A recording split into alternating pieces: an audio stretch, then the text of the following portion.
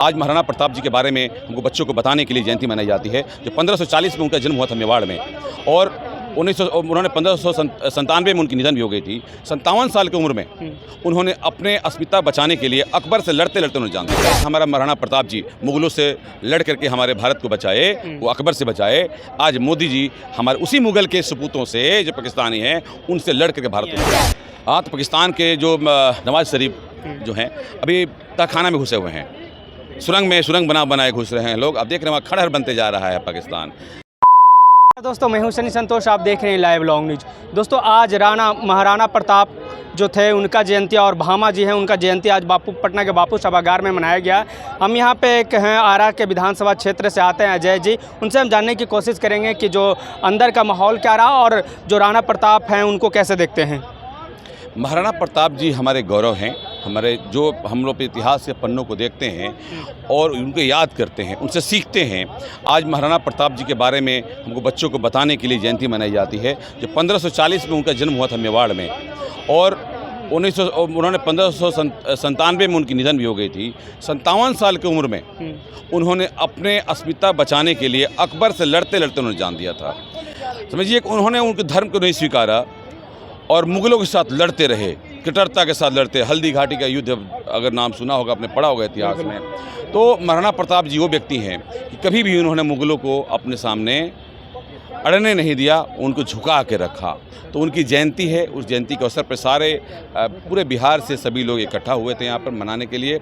जिस तरह से हालात ये है कि जिस तरह से हमारा महाराणा प्रताप जी मुगलों से लड़ करके हमारे भारत को बचाए, वो अकबर से बचाए।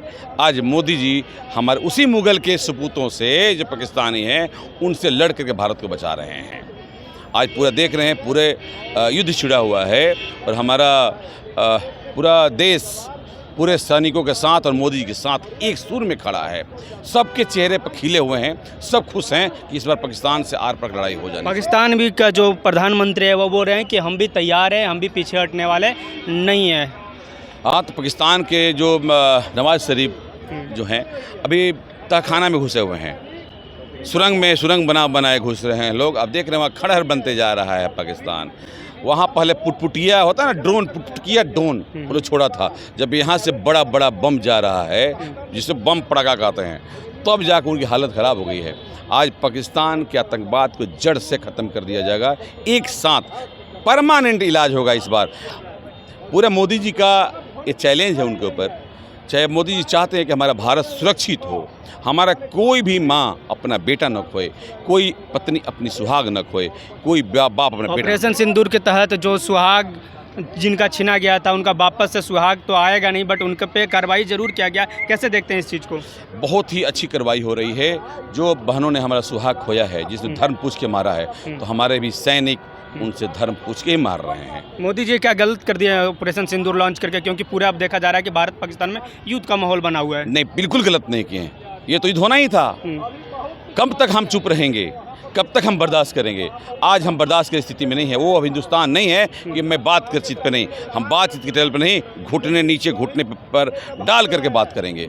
और पाकिस्तान को इस बार घुटनों पे झुकना पड़ेगा, उसको नतमस्तक होना पड़ेगा, उसको नेस्तनाबूद करके ही हम लोग काम छोड़ेंगे। अब इस बार हमारा पूरा पाकिस्तान में एक एक आतंकवादी को चुन चुन के मारना है। वो चाहे वहाँ की सरकार हो, चाहे वहाँ की सेना हो, जो भी आतंकवाद का समर्थन करता है, सबको मारा। हम लोग तो चुन चुन के मारेंगे, बट उधर से जो मिसाइल आ रहा है वो चुन चुन नहीं, हमारे जो निर्दोष लोग हैं वो भी मारे जा रहे हैं। उस पर क्या कहना है आपका? नहीं, अब जब दो तरफ से लड़ाइयाँ होती हैं तो कैजुअल्टियाँ होती हैं।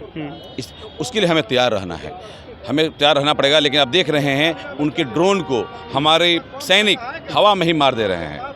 अभी तक कोई हमारे कैजुअल्टी नहीं हो रही। कुछ बॉर्डर पर छिटपुट कैजुअल्टियाँ होती हैं जब युद्ध होता है। मरे हैं 15 लोग, हमारे भी अभी मरे हैं। नहीं मरे हैं, जब कुछ घटनाएं घटती हैं, बारूद आता है तो मरते। अच्छा, बॉर्डर पे क्या अंदर में नहीं मरते? अंदर भी मरते रहते हैं। रोज पटना में गोली चला, पटना मर जाते हैं। तो घटनाएं होती हैं, लेकिन हमारी सेना यहाँ पर आज राजनाथ सिंह जी वीडियो कॉन्फ्रेंसिंग से बोलने वाले थे, बट नहीं बोले। क्या कुछ ज़्यादा लग रहा है कि माहौल भारत पाकिस्तान में गर्मा गया है? इसमें जो माहौल है, हमारा रक्षा मंत्रालय का जो स्थिति है, पूरा देश के कमान को संभाल के बैठे हैं।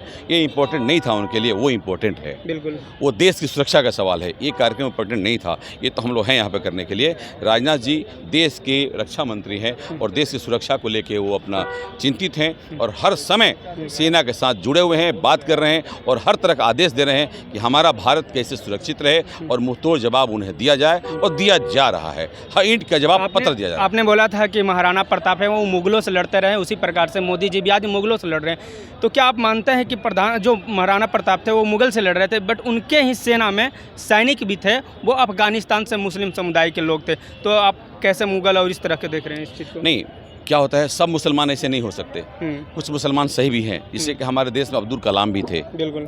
आप देखेंगे बिहार के बहुत यशस्वी मंत्री सनवाई हुसैन भी हमारे हैं, जो कि अब बहुत अच्छे से मुसलमान भी रहे हैं। अभी आज हमारे सेना की कमान संभाल रही कुरैशी भी हैं, जो कि पाकिस्तान के मुंहतोड़ जवाब दे रही हैं। तो मैं सारे मुसलमानों को नहीं बोलता जो आतंकवाद को समर्थन करता है, ये लोग मुगल नहीं है। भारत में समर्थन भी करते हैं क्या कोई? ये जो हमारे भारतीय मुसलमान हैं, वो मुसलमान मुगल नहीं है। और उस समय डर से जो हिंदू मुसलमान बने थे, कन्वर्टेड लोग हैं, जिनकी पूर्वजों को सताया गया था, जिन्होंने अब आज की स्थिति, अगर आपके बच्चे के भी कला पे तलवार रख दी जाए तो आप भी मुस्लिम बन जाइएगा, वो स्थिति था उस समय। आपने देखा होगा कि जो शिवाजी राजे के बेटा संभाजी राजे का क्या हासिल हुआ था, क्या कहता था औरंगजेब कि आप धर्म बदल लो, आप धर्म बदल लो। उन्होंने इनकार किया, उनका अपना खून अपना साले ने गद्दारी किया। तो हमारे जयचंद जैसे लोग हैं कि हमारे यहाँ नहीं है, हमारे हिंदू ही आवाज़ उठाते हैं, गद्दार लोग हैं। कौन सा गद्दार, कैसे, कौन सा आवाज़ उठाते हैं जिनको आप गद्दार मानते हैं? आप देखिए हमारे आरा के सांसद सुदामा प्रसाद का आपने सुना होगा बयान, क्या बोले? वो बोलते हैं कि कोई धर्म पूछ के नहीं मारा और ये गलत हो रहा है, अमित शाह को इस्तीफा दे देना चाहिए। ऐसी गंदी, चूँकि वो लोग CPI माले वाले लोग हैं, वो हमारे देश पर आस्था नहीं रखते, हिंदुस्तान पर आस्था नहीं रखते, वो लोग नास्तिक लोग हैं। यानी सवाल पूछना देशद्रोही है? सवाल नहीं पूछा जा रहा है। सवाल किसी का पूछेंगे आप? क्या हमारे देश की सुरक्षा के लिए जो बात होगी सवाल पूछेंगे उसके लिए? क्या आप कोई हमारे यहाँ आकर के गोली मारेगा धर्म पूछ के, उसके सवाल पूछेंगे आप? कह तो सकते हैं सवाल कि क्या हुआ नहीं हुआ, ये सब तो पूछ ही सकते हैं। उसके लिए तो सबूत आ रहा है। आपको देश में एकजुटता होनी चाहिए, आपको एकजुटता रहना चाहिए। सर्वप्रथम आपका दायित्व बनता है कि देश सब विदेशों से लड़ रहा है तो आपको एक आवाज़ बुलंद करना चाहिए, आपको गलत बातें नहीं करनी चाहिए। आप देश की समस्या उठा सकते हैं, आप सड़क नाली गली विकास की बात कर सकते हैं, लेकिन देश की सवाल है तो आपको एकजुटता दिखानी है। नेहा सिंह राठौर को जानते हैं आप? अब उनका भी वही हाल है, तो वही पूछना चाह रहे हैं। नेहा सिंह राठौर को जानते हैं? उनकी वो तो सरकार से, सत्ता से सवाल कर रहे, तो वो तो कोई देशद्रोही बातें नहीं कर रही थी। नहीं, एक मिनट, सत्ता से सवाल वो कहती है जब पाकिस्तान, उनको क्या कहना है उनका? कहाँ कुछ कोई बोल रहे तो सत्ता से मोदी जी से पूछ रहे थे, सवाल कुछ कर रहे थे। सवाल किस तरह के सवाल होना चाहिए? सवाल दूसरे से होने चाहिए, सवाल देश की सुरक्षा के नहीं होने चाहिए। देश का से कोई सवाल ही नहीं पूछ रहे थे। हाँ, तो अब उनकी सवाल तो मैंने सुना, वो तो गाना गाती हैं, वो तो सिंगर है, नचनिया गजनिया बजनिया है यार, उसकी बात क्या करें? मैं वो नेता है, देशद्रोही का आरोप लगता है, देशद्रोही ट्रेंड करवाया जाता है। आप देशद्रोही बात करेंगे, आप देश के खिलाफ गाने बनाएंगे, तो उसके लिए जब उसके गाने को रीट्वीट पाकिस्तान से किया जाएगा, वो तो आपका भी, आप भी बोल रहे हैं तो आपका भी ट्वीट कर देगा, तो वो कर देना। आप भी देशद्रोही हो जाएंगे क्या? एक मिनट, मैं बात करता हूँ अपने हिंदुस्तान का, मैं हिंदुस्तान की बात करता हूँ। जो हिंदुओं के हिंदुस्तान पे सवाल उठाएगा, हिंदुस्तान के अस्तित्व पर सवाल उठाएगा, उससे जवाब दिया जाएगा, मुंहतोड़ जवाब दिया जाएगा। ये वो भारत पाकिस्तान जो युद्ध हो रहा है उसको मुंहतोड़ जवाब पाकिस्तान को देना चाहिए। बिल्कुल देना चाहिए, बिल्कुल बेशक दे रहे हैं और दिया जाएगा। इस बार पाकिस्तान को उनकी औकात दिखाई जाएगी। जो हर बार वो खुजली करते रहते हैं, इस बार खुजली की दवाई उनको दी जाएगी, दी जा रही है लगातार। आपने देखा होगा पूरी रात गोलीबारी चला है, रडार पूरा रॉकेट चल रहा है, दागा जा रहा है, चूंकि फुटेज वीडियो नहीं आ रहे हैं। लगातार उनके कितने क्षति हो रहे हैं, ये कितने सारे ट्विटर अकाउंट बंद हुए हैं, देखा होगा हमने, जो फेक न्यूज़ फैलाते थे ना। 8000 ट्विटर अकाउंट बिहार में, इंडिया में बंद किए गए, जो कि गलत ट्रेंडिंग फैलाते थे। क्या ऐसा नहीं लग रहा है कि भारत एक गटर में, पाकिस्तान एक गटर में जाया हुआ देश, वो गरीबी भूखमरी से मर रहा है, और हमारा जो देश भारत है वो काफ़ी अच्छे लेवल पर जा रहा था, उसको भी वो अपने लेवल पे ला देगा लड़का है? नहीं, बिल्कुल नहीं लाएगा। हमारा देश बहुत समृद्ध है और बहुत आगे है, बहुत लड़िएगा तो पीछे जाइएगा नहीं? बिल्कुल नहीं, किससे जाएंगे? क्या लड़के हम पीछे जाएंगे? हमारे पास कमी नहीं है, हम अपने अस्मिता बचाने के लिए हम कुछ भी कर सकते हैं। हमारे पूर्वजों ने पूरा परिवार खोया है। आपने गुरबीर सिंह का नाम सुना होगा। गुरबीर सिंह को मुगलों ने क्या किया था? उसके परिवार को पूरा कड़ाही में तलवा दिया था। 1600 ईस्वी की बात है ये।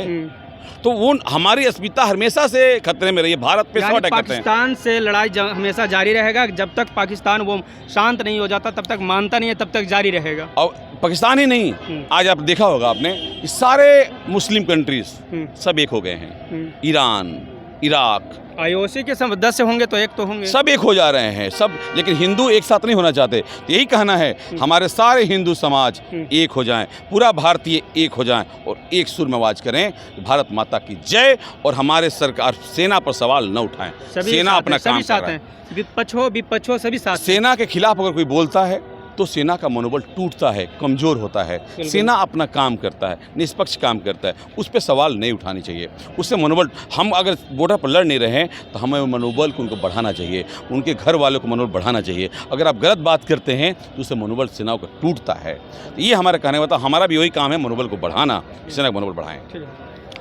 और हमारी बातचीत पर आपकी क्या राय है दोस्तों, आप अपने जवाब कमेंट बॉक्स में ज़रूर दीजिएगा। आप देख रहे थे लाइव लॉन्ग न्यूज़, मैं हूँ सनी संतोष। जय हिंद, जय बिहार।